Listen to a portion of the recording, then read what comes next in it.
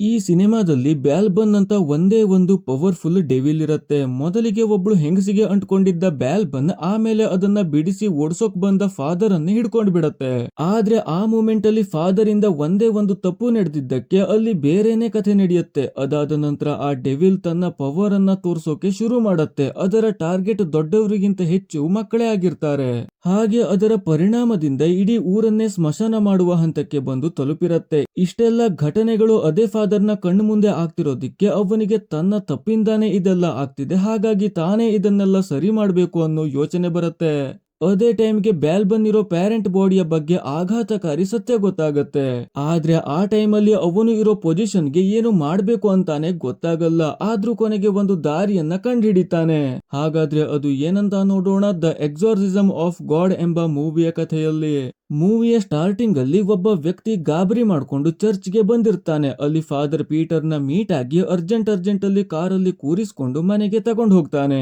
ಅಲ್ಲಿ ನೋಡಿದ್ರೆ ಅದೇ ವ್ಯಕ್ತಿಯ ಹೆಂಡತಿ ಮೇಲೆ ಡೆವಿಲ್ ನ ಅಟ್ಯಾಕ್ ಆಗಿತ್ತು. ಆ ಡೆವಿಲ್ ನ ಹೆಸರೇ ಬ್ಯಾಲ್ಬನ್. ಮನೆಯಲ್ಲಿರೋ ಅಜ್ಜಿ ಎಷ್ಟೇ ಪ್ರಯತ್ನ ಪಟ್ರು ಡೆವಿಲ್ ಮಾತ್ರ ಯಾವುದಕ್ಕೂ ಹೆದರ್ತಾ ಇರ್ಲಿಲ್ಲ. ಆ ಸಿಚುವೇಶನ್ ಅನ್ನ ಅರ್ಥ ಮಾಡ್ಕೊಂಡ ಪೀಟರ್ ಲಂಡನ್ ನಲ್ಲಿರೋ ಮೈಕಲ್ ಗೆ ಕಾಲ್ ಮಾಡಿ ಅರ್ಜೆಂಟ್ ಆಗಿ ಅಲ್ಲಿಗೆ ಬರೋದಿಕ್ಕೆ ಹೇಳ್ತಾನೆ. ಯಾಕೆಂದ್ರೆ ಅಂತಹ ಕೇಸನ್ನ ಪೀಟರ್ ಇನ್ನೂವರೆಗೂ ಹ್ಯಾಂಡಲ್ ಮಾಡಿರ್ಲಿಲ್ಲ. ಆದ್ರೆ ಮೈಕಲ್ ಗೆ ಆ ಟೈಮಲ್ಲಿ ಬರೋದು ಕಷ್ಟದ ಮಾತಾಗಿತ್ತು. ಹಂಗಂತ ಪೀಟರ್ ಅರೆ ಬರೆ ನಾಲೆಜ್ ಇಟ್ಕೊಂಡು ಎಕ್ಸಾರ್ಸಿಸಮ್ ಮಾಡ್ತೇನೆ ಅಂತ ತಯಾರಾದ್ರೂ ಅದಕ್ಕೂ ಮೈಕಲ್ ಬೇಡ ಅಂತ ಬೈದು ಹೇಳ್ತಾನೆ. ಆದ್ರೂ ಅಲ್ಲಿ ಬೆಡ್ ಮೇಲೆ ಸಫರ್ ಆಗ್ತಿರೋ ಮಗಾಲಿನ ನೋಡಿ ಪೀಟರ್ ಗೆ ತಡ್ಕೊಳ್ಳೋದಿಕ್ಕಾಗಲ್ಲ. ಎಕ್ಸಾರ್ಸಿಸಮ್ ಮಾಡೇ ಮಾಡ್ತೀನಿ ಅಂತ ತಯಾರಾಗಿ ಹೋಗ್ತಾನೆ. ಅಲ್ಲಿ ಚರ್ಚ್ ಗೆ ಪ್ರೂಫ್ ಕೊಡ್ಬೇಕು ಅಂತ ಕ್ಯಾಮ್ರಾ ಎಲ್ಲ ಸೆಟ್ ಮಾಡಿ ಎಕ್ಸಾರ್ಸಿಸಮ್ ಅನ್ನ ಸ್ಟಾರ್ಟ್ ಮಾಡ್ತಾನೆ. ಅವನು ಪ್ರತಿಯೊಂದು ಸ್ಟೆಪ್ ದಾಟಿದ ಮೇಲೂ ಬ್ಯಾಲ್ಬನ್ ಗೆ ಏನೂ ಆಗ್ತಿರ್ಲಿಲ್ಲ. ಬದಲಾಗಿ ಪ್ಯಾರೆಂಟ್ ಬಾಡಿ ಅಂತ ಇರೋ ಮಗಾಲಿನ ಬಳಸ್ಕೊಂಡು ಮುಂದೆ ಇರೋ ಪೀಟರ್ ನ ಮೈಂಡ್ ಡಿಸ್ಟ್ರಾಕ್ಟ್ ಮಾಡೋಕೆ ಪ್ರಯತ್ನ ಪಡುತ್ತೆ. ಡೆವಿಲ್ ಯಾವುದೇ ರೀತಿಯಾಗಿ ಆಟ ಆಡಿದ್ರು ಪೀಟರ್ ಮಾತ್ರ ತನ್ನ ಗುರಿಯನ್ನ ಮರೆಯಲ್ಲ. ಎಕ್ಸಾರ್ಸಿಸಮ್ ಅನ್ನ ಮಾಡ್ತಾನೆ ಹೋಗ್ತಾನೆ. ಕೊನೆಗೆ ಒಂದು ಮೂಮೆಂಟ್ ಅಲ್ಲಿ ಮಗಾಲಿ ಶಾಂತವಾಗಿ ಬಿದ್ಕೊಂಡು ಬಿಡ್ತಾಳೆ. ಆಗ ಅವಳ ಸ್ಥಿತಿಯನ್ನ ನೋಡಿದ್ರೆ ಎಕ್ಸಾರ್ಸಿಸಮ್ ಸಕ್ಸಸ್ ಆಯ್ತು, ಡೆವಿಲ್ ಅವಳನ್ನ ಬಿಟ್ಟೋಯ್ತು ಅಂತ ಅನ್ಸೋ ಹಾಗಿತ್ತು. ಪೀಟರ್ ಅವಳ ಹತ್ರ ಹೋಗಿ ಚೆಕ್ ಮಾಡ್ತಿರ್ತಾನೆ. ಆಗ ಮಗಾಲಿಗೆ ಅವನ ಮೇಲೆ ಅಟ್ರಾಕ್ಷನ್ ಶುರು ಆಗಿ ಫಿಸಿಕಲಿ ಮೂವ್ ಆಗ್ತಾಳೆ. ಆದ್ರೆ ಇದು ಕೂಡ ಆ ಡೆವಿಲ್ ನ ಟ್ರ್ಯಾಪ್ ಆಗಿತ್ತು. ಪೀಟರ್ ನ ವೀಕ್ನೆಸ್ ಅನ್ನ ಈ ರೀತಿಯಾಗಿ ಕ್ಯಾಚ್ ಮಾಡೋಕೆ ಡೆವಿಲ್ ಗೆ ಈಸಿ ಆಗ್ಬಿಡುತ್ತೆ. ಇನ್ನು ಸೀನ್ ಶಿಫ್ಟ್ ಆದಾಗ ಒಬ್ಬ ಗಾರ್ಡ್ ಕೈದಿಗಳಿಗೆಲ್ಲ ಊಟ ಕೊಟ್ಟಿದ್ದ ತಟ್ಟೆಯನ್ನ ವಾಪಸ್ ತರೋದಿಕ್ಕಂತ ಹೋಗಿರ್ತಾನೆ. ಅದೇ ಒಂದು ಸೆಲ್ಲಲ್ಲಿದ್ದ ಊಟದ ತಟ್ಟೆ ಡೋರ್ ಗಿಂತ ಸ್ವಲ್ಪ ದೂರದಲ್ಲಿತ್ತು. ಅದನ್ನ ಎಳ್ಕೊಳ್ಬೇಕು ಅಂತ ಅವನು ಪ್ರಯತ್ನ ಮಾಡ್ತಿರ್ತಾನೆ. ಆಗ್ಲೇ ಒಳಗಿದ್ದ ಕೈದಿಯಿಂದ ಬ್ರೂಟಲ್ ಆಗಿ ಅಟ್ಯಾಕ್ ಆಗತ್ತೆ. ಅದರಲ್ಲಿ ಗಾರ್ಡ್ ನ 2 ಬೆರಳುಗಳೇ ಕತ್ತರಿಸಿ ಹೋಗುತ್ತೆ. ಇನ್ನು ಇದೇ ಪೀಟರ್ ಒಂದೂರಲ್ಲಿ ಫಾದರ್ ಆಗಿ ಇರ್ತಾನೆ. ಅಲ್ಲಿ ಫುಡ್ ಹಾಗೂ ಫೆಸಿಲಿಟಿಯ ಕ್ರೈಸಿಸ್ ಎಷ್ಟಿತ್ತು ಅಂದ್ರೆ ಇವರು ಎಷ್ಟೇ ಪ್ರಯತ್ನ ಪಟ್ರು ಅಲ್ಲಿದ್ದ ಅಷ್ಟು ಸಿಟಿಜನ್ಸ್ ಗೆ ಪೂರೈಕೆ ಮಾಡೋಕೆ ಆಗ್ತಿರ್ಲಿಲ್ಲ.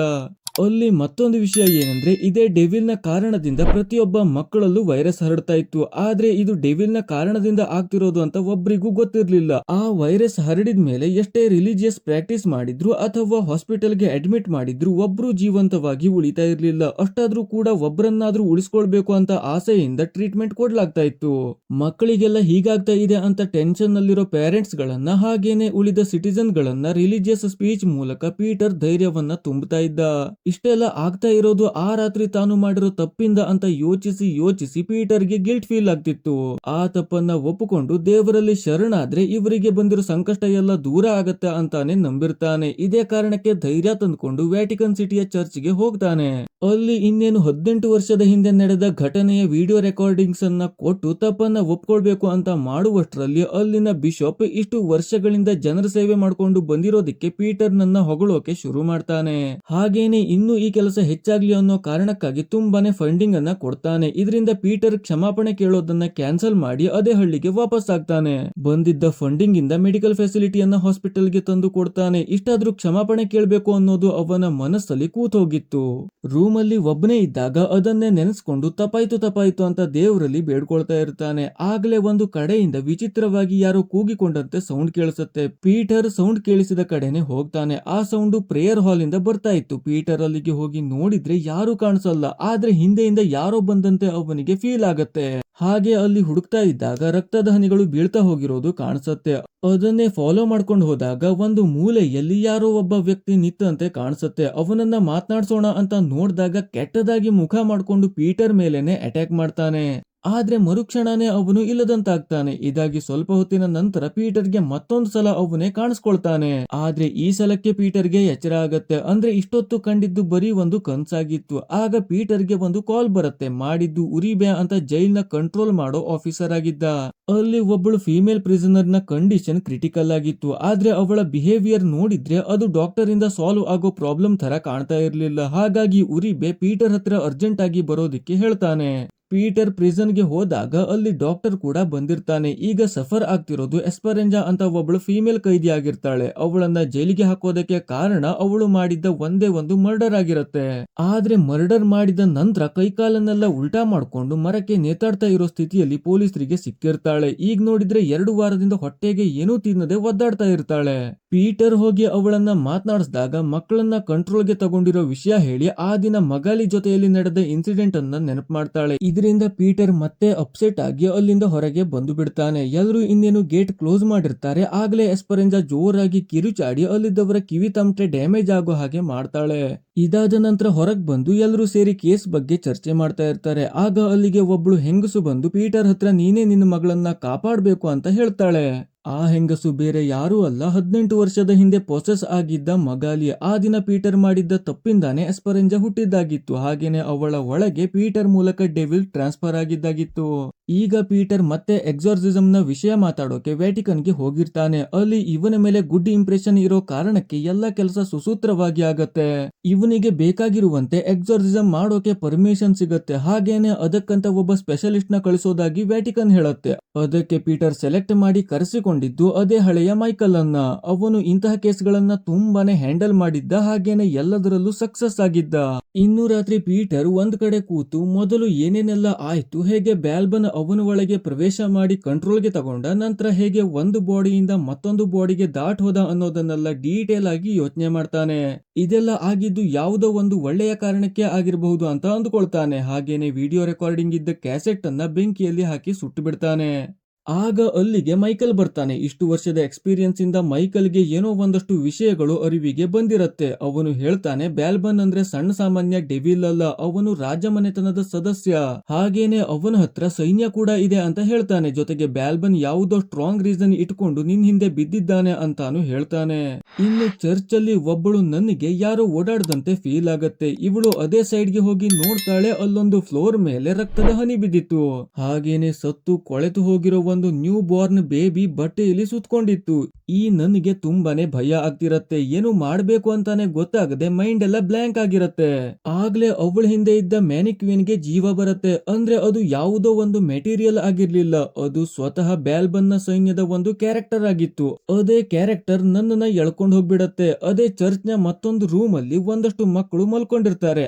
ಆಗ ಆ ರೂಮ್ ನ ಡೋರ್ ಅನ್ನ ಜೋರಾಗಿ ಬಡಿಯಲಾಗತ್ತೆ. ಮಕ್ಕಳೆಲ್ಲ ಎದ್ದು ಗಾಬರಿಯಿಂದ ನೋಡ್ತಾ ನಿಂತಿದ್ದಾಗ ಅದೇ ನನ್ನ ಪೊಸೆಸ್ ಆಗಿ ಮಕ್ಕಳ ಮೇಲೆ ಅಟ್ಯಾಕ್ ಮಾಡೋಕಂತ ಬಂದು ನಿಂತಿರ್ತಾಳೆ.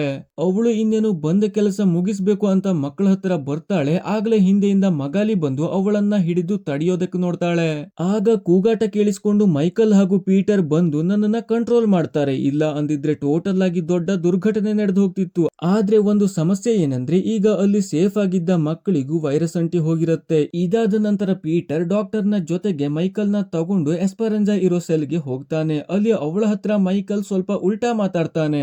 ನೀನು ಯಾವುದೋ ನಕಲಿ ಸೈತಾನ್, ನಿನ್ನ ಕೈಯಲ್ಲಿ ಏನೂ ಆಗಲ್ಲ ಅಂತ ಹೇಳಿ ಹೊರಡೋಕೆ ತಯಾರಾಗ್ತಾನೆ. ಆಗ್ಲೇ ಅವಳು ತನ್ನ ಪವರ್ ಇಂದ ಸೆಲ್ ನ ಡೋರ್ ಅನ್ನ ಜೋರಾಗಿ ಕ್ಲೋಸ್ ಮಾಡ್ತಾಳೆ. ಅದಕ್ಕೂ ಮೈಕಲ್ ಕೇಳಲ್ಲ. ನಿನ್ನಂತವರು 8 ಆಣೆಗೆ ಒಬ್ರು ಸಿಗ್ತಾರೆ, ನಿನ್ನನ್ನ ಚಿಟಿಕೆ ಹೊಡೆದು ಓಡಿಸಿ ಬಿಡ್ತೀನಿ ಅಂತ ಹೇಳ್ತಾನೆ. ಆಗ ಅವಳು ಗೊಳಗೊಳ ಅಂತ ಮೈಕಲ್ ನ ಮೈ ಮೇಲೆ ವಾಂತಿ ಮಾಡ್ಬಿಡ್ತಾಳೆ. ಅದರಲ್ಲಿ ತಿಂದಾಕಿದ್ದ ಗಾರ್ಡ್ ನ 2 ಬೆರಳುಗಳು ಕೂಡ ಇತ್ತು. ಅದಕ್ಕೂ ಮೈಕಲ್ ಕೇಳಲ್ಲ. ನೀನು ಯಾವುದೋ ಒಂದೆರಡು ಟ್ರಿಕ್ಸ್ ಕಲ್ತ್ಕೊಂಡು ಈಗ ದೊಡ್ಡ ಸೈತಾನ್ನ ಹಾಗೆ ನಾಟಕ ಮಾಡ್ತಿದ್ಯಾ ಅಂತ ಹೇಳಿ ಹಂಗಿಸ್ತಾನೆ. ಅದಕ್ಕೆ ಎಸ್ಪರೆಂಜಾ ಒಳಗಿದ್ದ ಬ್ಯಾಲ್ಬನ್ ಗೆ ಕೋಪ ಬಂದ್ಬಿಡತ್ತೆ. ಮೈಕಲ್ ನ ಉಸಿರನ್ನ ಕಟ್ಟಿ ಹಿಡಿದು ನೆಲಕ್ಕೆ ಬೀಳಿಸ್ತಾಳೆ. ಅದನ್ನ ನೋಡಿ ಪೀಟರ್ ದೇವರಲ್ಲಿ ಪ್ರೇಯರ್ ಮಾಡೋಕೆ ಶುರು ಮಾಡಿದಾಗ ಮತ್ತು ಕೋಪ ಮಾಡ್ಕೊಂಡು ಮೈಕಲ್ ನ ಕಿವಿಯನ್ನೇ ಕಚ್ಚಿ ಹರಿದು ಬಿಡ್ತಾಳೆ. ಅಲ್ಲಿ ಎಷ್ಟೇ ಪ್ರೇಯರ್ ಮಾಡಿದ್ರು ಕೂಡ ಅವಳ ಮೇಲೆ ಎಫೆಕ್ಟ್ ಆಗ್ತಾನೆ ಇರ್ಲಿಲ್ಲ. ಅದು ಅವರಿಗೂ ಗೊತ್ತಾಗಿ ತಡೆಯೋಕ್ ನೋಡ್ತಾರೆ. ಆದ್ರೂ ಅವಳು ಕೇಳಲ್ಲ. ಒಬ್ಬೊಬ್ರನ್ನ ಒಂದೊಂದು ಕಡೆ ತಳ್ಳಿ ಹಾಕ್ತಾಳೆ. ಆಗ ಡಾಕ್ಟರ್ ಅನಸ್ತೇಶಿಯಾ ಕೊಟ್ಟು ಅವಳ ಪ್ರಜ್ಞೆಯನ್ನ ತಪ್ಪಿಸಿ ಎಲ್ಲರನ್ನೂ ಬಚಾವ್ ಮಾಡ್ತಾನೆ. ಇಷ್ಟೆಲ್ಲ ಆಗ್ತಿರುವಾಗ ಬ್ಯಾಲ್ಬನ್ ನ ಪವರ್ ಇಂದ ಅಕ್ಕಪಕ್ಕದ ಸೆಲ್ ಅಲ್ಲಿರೋ ಪ್ರಿಸನರ್ಸ್ ಕೂಡ ವಿಚಿತ್ರವಾಗಿ ಆಡೋಕೆ ಶುರು ಮಾಡಿರ್ತಾರೆ. ಇನ್ನು ಡೆವಿಲ್ ಅನ್ನ ಓಡಿಸೋದಕ್ಕೆ ಎಕ್ಸಾರ್ಸಿಸಮ್ ಅಂತೂ ಮಾಡ್ಲೇಬೇಕಾಗಿತ್ತು, ಆದ್ರೆ ಅದರಿಂದ ಉಳಿದ ಕೈದಿಗಳಿಗೆಲ್ಲ ತುಂಬಾನೇ ಎಫೆಕ್ಟ್ ಆಗೋ ಚಾನ್ಸ್ ಇತ್ತು. ಅಲ್ಲಿ ಇದ್ದದ್ದು ಟೋಟಲ್ ಆಗಿ 13 ಕೈದಿಗಳು ಹಾಗೂ ಅವರಲ್ಲಿ 4 ಜನ ಅತ್ಯಂತ ಕ್ರಿಟಿಕಲ್ ಕಂಡೀಷನ್ ನಲ್ಲಿರೋ ಕೈದಿಗಳು ಆಗಿರ್ತಾರೆ. ಆದ್ರೆ ಅಲ್ಲಿ ಏನೇ ಆದ್ರೂ ಕೈದಿಗಳನ್ನ ಶಿಫ್ಟ್ ಮಾಡೋಕೆ ಆಗಲ್ಲ ಅಂತ ಉರಿಬೆ ಅಂದ್ಬಿಡ್ತಾನೆ. ಹಾಗಾಗಿ ಏನಾದ್ರೂ ಒಂದು ವ್ಯವಸ್ಥೆ ಮಾಡ್ಲೇಬೇಕು ಅಂತ ಡಾಕ್ಟರ್ ಇಂದ ಎಲ್ಲಾ ಕ್ರಿಟಿಕಲ್ ಕೈದಿಗಳಿಗೆ ಅನಸ್ತೇಶಿಯಾ ಕೊಡಿಸಲಾಗತ್ತೆ. ಇನ್ನು ಕಾನ್ಫರೆನ್ಸ್ ಹಾಲ್ ಅಲ್ಲಿ ಡೆವಿಲ್ ನ ಟ್ರ್ಯಾಪ್ ಮಾಡೋದಿಕ್ಕೆ ಮೈಕಲ್ ಹಳೆಯ ತಂತ್ರಕ್ಕೆ ತಯಾರಿ ಮಾಡಿರ್ತಾನೆ. ಆ ಪುರಾತನ ತಂತ್ರವನ್ನ ಮಾಡೋಕೆ ಅವರಿಗೆ ಪರ್ಮಿಷನ್ ಇರ್ಲಿಲ್ಲ, ಆದ್ರೂ ಕೂಡ ಅದನ್ನ ಮಾಡದೆ ಬೇರೆ ದಾರಿನೇ ಇರ್ಲಿಲ್ಲ. ಆಗ ಮೈಕಲ್ ಒಂದೊಂದಾಗಿ ಅವನ ಮನಸ್ಸಲ್ಲಿ ಕೂತೋದ ಯೋಚನೆಗಳ ಬಗ್ಗೆ ಹೇಳ್ತಾ ಹೋಗ್ತಾನೆ. ಅವನು ಹೇಳ್ತಾನೆ, ವ್ಯಾಟಿಕನ್ ಮೇಲೆ ನನಗೆ ಒಂದು ಚೂರು ಒಳ್ಳೆಯ ಅಭಿಪ್ರಾಯ ಇಲ್ಲ. ಇಲ್ಲಿಯವರೆಗೆ ಅವರು ಡೆವಿಲ್ ಮುಂದೆ ನನ್ನಂತಹ ಪ್ರೀಸ್ಟ್ ಗಳನ್ನ ಬಿಟ್ಟು ಯಾವುದೇ ಸೌಕರ್ಯ ಕೊಡದೆ ಬಲಿಪಶುಗಳನ್ನಾಗಿ ಮಾಡಿದೆ. ಅದರಲ್ಲೂ ಇಂತಹ ಕೆಲಸಗಳ ಮೇಲೆ ನಂಬಿಕೆ ಇಲ್ಲದಂತಹ ಪ್ರೀಸ್ಟ್ ಗಳನ್ನ ವ್ಯಾಟಿಕನ್ ಎಕ್ಸಾರ್ಸಿಸಮ್ ಮಾಡೋಕೆ ಕಳಿಸತ್ತೆ. ಆಗ ಅಂತವರಿಂದ ಡೆವಿಲ್ಗಳು ಮತ್ತೂ ಶಕ್ತಿಯನ್ನ ಹೊರಗೆ ಹಾಕ್ತವೆ ಅಂತ ಹೇಳ್ತಾನೆ. ಜೊತೆಗೆ ಹಿಂದೊಂದು ಸಲ ಬ್ಯಾಲ್ಬನ್ ನನ್ನ ದೇಹದ ಒಳಗೆ ತಗೊಂಡಿದ್ದ ಪೀಟರ್ಗೆ ಕಾನ್ಫಿಡೆನ್ಸ್ ತುಂಬಿ ನೀನೇ ಒಂದು ದೇವರ ಅಂಶ ಅಂತ ಅಂದುಕೊಂಡು ಈ ಕೆಲಸವನ್ನ ಮುಗಿಸು ಅಂತ ಹೇಳ್ತಾನೆ. ಇನ್ನು ಉರಿಬೆ ಹಾಗೂ ಗಾರ್ಡ್ಸ್ ಎಲ್ಲ ಸೆಲ್ ಗಳನ್ನ ಲಾಕ್ ಮಾಡಿ ಅಲ್ಲಿಂದ ಹೋಗ್ತಾರೆ. ಅದಾದ ನಂತರ ಆ ಚೇಂಬರ್ ಒಳಗೆ ಟೋಟಲ್ 3 ಜನ ಹೋಗಿ ಒಳಗಿಂದ ಲಾಕ್ ಮಾಡ್ಕೊಳ್ತಾರೆ. ಪೀಟರ್ ಹಾಗೂ ಮೈಕಲ್ ಎಕ್ಸಾರ್ಸಿಸಮ್ ಮಾಡೋಕೆ, ಹಾಗೆ ಡಾಕ್ಟರ್ ಅಲ್ಲಿ ಏನಾದ್ರೂ ಮೆಡಿಕಲ್ ಎಮರ್ಜೆನ್ಸಿ ಆದ್ರೆ ಬೇಕಾಗುತ್ತೆ ಅಂತಾಗಿತ್ತು. ಆಯ್ತು, ಪೀಟರ್ ಹಾಗೂ ಮೈಕಲ್ ಸೀದಾ ಎಸ್ಪರೆನ್ಸಾ ಇರೋ ಸೆಲ್ ಕಡೆಗೆ ಹೋಗ್ತಾರೆ. ಆದ್ರೆ ಉರಿಬೆ ಲಾಕ್ ಆಗಿದೆ ಅಂತ ಹೇಳಿದ್ದ ಸೆಲ್ ಗಳೆಲ್ಲ ಓಪನ್ ಆಗೋಗಿತ್ತು. ಇದೆಲ್ಲ ಬ್ಯಾಲ್ಬನ್ ಮಾಡಿರ್ಬೇಕು ಅಂತ ಅಂದುಕೊಂಡು ಇವರು ಎಸ್ಪರೆನ್ಸಾ ಇದ್ದ ಸೆಲ್ ಒಳಗೆ ಹೋಗ್ತಾರೆ. ಆದ್ರೆ ಅಲ್ಲೇ ಲಾಕ್ ಆಗ್ಬಿಡ್ತಾರೆ. ಇನ್ನು ಮತ್ತೊಂದು ಕಡೆ ಇದ್ದ ಡಾಕ್ಟರ್ ಅನಸ್ತೇಶಿಯಾ ಸಿರಿಂಜ್ ಅನ್ನ ರೆಡಿ ಇಟ್ಕೊಂಡು ಇವರಿದ್ದ ಕಡೆನೆ ಬರ್ತಾ ಇರ್ತಾನೆ. ಆಗ ಅವನ ಎದುರಿಗೆ ಕ್ರಿಟಿಕಲ್ ಸೆಲ್ ಇಂದ ಆಚೆ ಬಂದಿದ್ದ ಒಂದು ಕೈದಿ ಕಾಣಿಸ್ಕೊಳ್ತಾಳೆ. ಇವನು ಇನ್ನೇನು ಅವಳಿಗೆ ಇಂಜೆಕ್ಟ್ ಮಾಡೋಕೆ ಕಾಯ್ತಾ ಇದ್ದ ಅಷ್ಟರಲ್ಲಿ ಹಿಂದೆಯಿಂದ ಮತ್ತೊಬ್ಳು ಪ್ರೊಸೆಸ್ ಆದ ಕೈದಿ ಬಂದು ಇವನ ಮೇಲೆ ಅಟ್ಯಾಕ್ ಮಾಡ್ತಾಳೆ. ಅಲ್ಲಿ ಲಾಕ್ ಆದವರು ಹೊರಗೆ ಬರುವಷ್ಟರಲ್ಲಿ ಇವನು ಗಾಯ ಆದ ಸ್ಥಿತಿಯಲ್ಲಿ ನೆಲದ ಮೇಲೆ ಬಿದ್ಕೊಂಡಿರ್ತಾನೆ. ಹಾಗೇನೆ ಅರೆ ಬರೆ ಜೀವ ಇಟ್ಕೊಂಡಿದ್ರು ಅವರಿಬ್ಬರಿಗೆ ಆದಷ್ಟು ಬೇಗ ಅಲ್ಲಿಂದ ಹೋಗೋಕೆ ಹೇಳ್ತಾ ಇರ್ತಾನೆ. ಆದ್ರೂ ಇವರಿಗೆ ಅವನನ್ನ ಆ ರೀತಿ ಬಿಟ್ಟು ಹೋಗೋಕೆ ಸಾಧ್ಯ ಆಗಲ್ಲ. ಆಗ ಅವರು ಮುಂದೆ ಪ್ರೊಸೆಸ್ ಆಗಿರೋ 3 ಕೈದಿಗಳು ಬರ್ತವೆ. ಅವರನ್ನ ಮೈಕಲ್ ಪ್ರೇಯರ್ ಮಾಡ್ತಾ ತಡೆದು ನಿಲ್ಲಿಸ್ತಾನೆ. ಆದ್ರೆ ಹಿಂದೆಯಿಂದ ಬಂದ ಮತ್ತೊಂದು ಕೈದಿಯನ್ನ ಪೀಟರ್ ಹತ್ರ ತಡೆಯೋಕಾಗಲ್ಲ. ಅವನು ಎಷ್ಟೇ ಪ್ರೇಯರ್ ಮಾಡಿದ್ರು ಅದು ಕೆಲಸನೇ ಮಾಡಲ್ಲ. ಅಷ್ಟರಲ್ಲಿ ಎಸ್ಪರೆನ್ಸಾ ಕೂಡ ಆ ಕಡೆನೆ ಮುಖ ಮಾಡ್ಕೊಂಡು ಬರ್ತಾಳೆ. ಇವರನ್ನೇನೋ ಕಂಟ್ರೋಲ್ ಮಾಡಬಹುದಿತ್ತು, ಆದ್ರೆ ಎಸ್ಪರೆನ್ಸಾನ ಕಂಟ್ರೋಲ್ ಮಾಡೋಕೆ ಸಾಧ್ಯನೇ ಇರ್ಲಿಲ್ಲ. ಆಗ ಅಸ್ವಸ್ಥ ಆಗಿದ್ದ ಡಾಕ್ಟರ್ ಹಿಂದೆಯಿಂದ ಬಂದಿದ್ದ ಕೈದಿಯನ್ನ ಹಿಡ್ಕೊಂಡು ಇವರಿಗೆ ಹೋಗೋಕೆ ದಾರಿ ಮಾಡ್ಕೊಡ್ತಾನೆ. ಆದ್ರೆ ಅವಳು ಡಾಕ್ಟರ್ ನ ಕೊಂದು ಮೈಕಲ್ ನ ಹಿಡ್ಕೊಂಡ್ ಬಿಡ್ತಾಳೆ. ಆಗ ಮೈಕಲ್ ಕೈಗೆ ಸಿಕ್ಕಿದ್ದನ್ನ ತೆಗೆದು ಅವಳಿಗೆ ಚುಚ್ಚಿ ತಪ್ಪಿಸಿಕೊಂಡು ಓಡ್ತಾನೆ. ನಂತರ ಇಬ್ರು ಕಿಚನ್ ಗೆ ಬಂದು ಡೋರ್ ಲಾಕ್ ಮಾಡ್ಕೊಂಡು ಸ್ವಲ್ಪ ಸುಧಾರಿಸಿಕೊಳ್ತಾ ಇರ್ತಾರೆ. ಆಗ ಮೈಕಲ್ ಪೀಟರ್ ನ ಮೇಲೆ ಕೋಪ ಮಾಡ್ಕೊಂಡು, ನಿಜ ಹೇಳು, ನೀನು ಪ್ರೇಯರೇ ಕೆಲಸ ಮಾಡದೆ ಇರುವಂತಹ ಯಾವ ತಪ್ಪನ್ನ ಹೊತ್ಕೊಂಡು ಇನ್ನೂ ಜೀವಂತವಾಗಿದ್ದೀಯಾ ಅಂತ ಕೇಳ್ತಾನೆ. ಅದಕ್ಕೆ ಪೀಟರ್ ಹೇಳ್ತಾನೆ, ಎಸ್ಪರೆನ್ಸಾನ ಹುಟ್ಟಿಸಿದ್ದು ನಾನೇ ಅಂತ. ಅದಕ್ಕೆ ಮೈಕಲ್ ಇನ್ನೇನೋ ರಿಯಾಕ್ಟ್ ಮಾಡುವವನಾಗಿದ್ದ, ಆದ್ರೆ ಮೈಕಲ್ಗೆ ಡೀಪ್ ಆಗಿ ಒಂದು ಗಾಯ ಆಗಿತ್ತು. ಅದರಿಂದ ತುಂಬಾನೇ ಬ್ಲಡ್ ಲಾಸ್ ಆಗ್ತಿತ್ತು. ಹಾಗಾಗಿ ಮೈಕಲ್ ಅಲ್ಲೇ ಸತ್ತು ಹೋಗ್ತಾನೆ. ಆಗಲೇ ಡೋರ್ ಅನ್ನ ಒಡ್ಕೊಂಡು ಪ್ರಿಸನರ್ಸ್ ಒಳಗ್ ಬರ್ತಾರೆ. ಪೀಟರ್ ಅಲ್ಲಿಂದ ಓಡಿ ಡೈನಿಂಗ್ ಹಾಲ್ ಗೆ ಬಂದು ಡೋರ್ ಲಾಕ್ ಮಾಡ್ಕೊಳ್ತಾನೆ. ಈಗ ಅವನಲ್ಲಿ ಪಾಪದ ಹೊರೆ ಇತ್ತು. ಅದನ್ನ ಇಳಿಸಿಕೊಳ್ಳೋಕೆ ತಪ್ಪೊಪ್ಪಿಗೆ ಮಾಡ್ಕೊಳ್ಳೋದು ಒಂದೇ ದಾರಿಯಾಗಿತ್ತು. ಹಾಗಾಗಿ ಫೋನ್ ಕ್ಯಾಮೆರಾ ಆನ್ ಮಾಡ್ತಾನೆ. ವಿಡಿಯೋ ರೆಕಾರ್ಡಿಂಗ್ ಅಲ್ಲಿಟ್ಟು ಆ ರಾತ್ರಿ ಬ್ಯಾಲ್ಬನ್ ವಿರುದ್ಧ ಹೋರಾಡ್ತಾ ಇದ್ದಾಗ ಏನಾಯ್ತು, ಅದರಿಂದ ಮಗಾಲಿಗೆ ಯಾವ ರೀತಿ ತೊಂದರೆ ಆಯ್ತು ಅನ್ನೋದನ್ನೆಲ್ಲ ಬಿಡಿಸಿ ಹೇಳ್ತಾನೆ.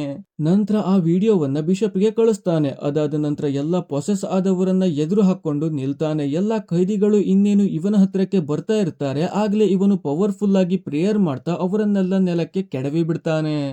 ಆಮೇಲೆ ಕನಸಲ್ಲಿ ಬರ್ತಿದ್ದ ವ್ಯಕ್ತಿ ಕೂಡ ಬರ್ತಾನೆ. ಅವನನ್ನು ಪೀಟರ್ ಪ್ರೇಯರ್ ಮೂಲಕ ಅಲ್ಲೇ ಕೆಡವಿ ಬಿಡ್ತಾನೆ. ಇಷ್ಟೆಲ್ಲ ಆಗ್ತಾ ಇದ್ದಾಗ ಮತ್ತೊಬ್ಬ ಕೈದಿ ಹಿಂದೆಯಿಂದ ಪೀಟರ್ ನ ತಲೆಗೆ ಹೊಡೆದು ಬಿಡ್ತಾಳೆ. ಎಚ್ಚರ ಆದಾಗ ಅವರೇ ತಯಾರು ಮಾಡಿದ್ದ ಚೇಂಬರ್ ಅಲ್ಲಿ ಪೀಟರ್ ಇರ್ತಾನೆ. ಕೈಕಾಲನ್ನ ಕಟ್ಟಿ ಇಡ್ಲಾಗಿತ್ತು. ಮುಂದೆ ಎಸ್ಪರೆನ್ಸಾ, ಅವಳ ಒಳಗೆ ಬ್ಯಾಲ್ಬನ್. ಆ ಬ್ಯಾಲ್ಬನ್ ತಿರುಗಿ ಪೀಟರ್ ಮೇಲೆನೆ ಎಕ್ಸಾರ್ಸಿಸಮ್ ಮಾಡೋಕೆ ಶುರು ಮಾಡ್ತಾನೆ. ಪೀಟರ್ ನ ಒಳಗಿರೋ ದೇವರ ಅಂಶವನ್ನ ನಾಶ ಮಾಡೋದು ಬ್ಯಾಲ್ಬನ್ ನ ಯೋಚನೆ ಆಗಿತ್ತು. ಆದ್ರೆ ಅದಕ್ಕೆ ವಿರುದ್ಧವಾಗಿ ಪೀಟರ್ ಕೂಡ ತನ್ನ ಕಡೆಯಿಂದ ಡೆವಿಲ್ ನ ನಾಶ ಮಾಡುವ ಎಕ್ಸಾರ್ಸಿಸಮ್ ಮಾಡೋಕೆ ಶುರು ಮಾಡ್ತಾನೆ. ಇಲ್ಲಿ ಗಾಡ್ ಮತ್ತು ಡೆವಿಲ್ ಮಧ್ಯದಲ್ಲಿ ಎಕ್ಸಾರ್ಸಿಸಮ್ ಎಂಬ ಯುದ್ಧ ನಡೀತಾ ಇದ್ರೆ ಅಲ್ಲಿ ಮದರ್ ಮೇರಿ ಡೆವಿಲ್ ಇಂದ ಪ್ರೊಸೆಸ್ ಆಗ್ಬಿಡ್ತಾಳೆ. ಆ ಮೂಮೆಂಟ್ ಅಲ್ಲಿ ಅವಳ ಕಣ್ಣಿಗೆ ಮಕ್ಕಳನ್ನ ಕೊಲ್ಲಬೇಕು ಅನ್ನೋದೊಂದೇ ಕಾಣ್ತಾ ಇತ್ತು. ಅಲ್ಲಿರೋ ಕೇರ್ ಟೇಕರ್ ಗೆ ತುಂಬಾನೇ ಹಿಂಸೆ ಕೊಡ್ತಾಳೆ. ಇನ್ನು ಅಲ್ಲಿ ಎಕ್ಸಾರ್ಸಿಸಮ್ ಮಿತಿ ಮೀರಿ ಹೋಗಿತ್ತು. ಆದ್ರೆ ಡೆವಿಲ್ ನ ಕಡೆಯಿಂದ ಎಷ್ಟೇ ಪ್ರಯತ್ನ ನಡೆದ್ರು ಗಾಡ್ ಅನ್ನ ಸೋಲ್ಸೋಕೆ ಸಾಧ್ಯ ಆಗಲ್ಲ. ಅಲ್ಲಿದ್ದ ಬ್ಯಾಲ್ಬನ್ಗೆ ಎಸ್ಪರೆಂಜಾನ ದೇಹವನ್ನ ಬಿಡ್ಲೇಬೇಕಾಗತ್ತೆ.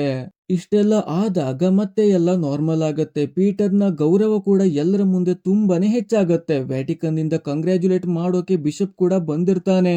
ಹಾಗೇನೆ ಇಷ್ಟು ದಿನ ಪೀಟರ್ ಮಾಡಿದ್ದ ಒಳ್ಳೆಯ ಕೆಲಸಗಳನ್ನ ನೋಡಿ ಅವನ ತಪ್ಪೊಪ್ಪಿಗೆಯ ವಿಡಿಯೋವನ್ನ ಡಿಲೀಟ್ ಮಾಡಿರ್ತಾನೆ. ಆದ್ರೆ ಆಗ ಬಿಷಪ್ಗೆ ಪೀಟರ್ ತನ್ನ ಅಸಲಿ ಆತ್ಮವನ್ನ ತೋರಿಸ್ತಾನೆ. ಅಲ್ಲಿ ನಿಜವಾಗಿ ನಡೆದಿದ್ದು ಏನಾಗಿತ್ತಂದ್ರೆ ಪೀಟರ್ ಬ್ಯಾಲ್ಬನ್ ನ ಜೊತೆಗೆ ಒಂದು ಒಪ್ಪಂದ ಮಾಡಿಕೊಂಡು ಎಸ್ಪರೆಂಜಾನ ಡೆವಿಲ್ ನ ಕೈಯಿಂದ ಕಾಪಾಡಿದ್ದ.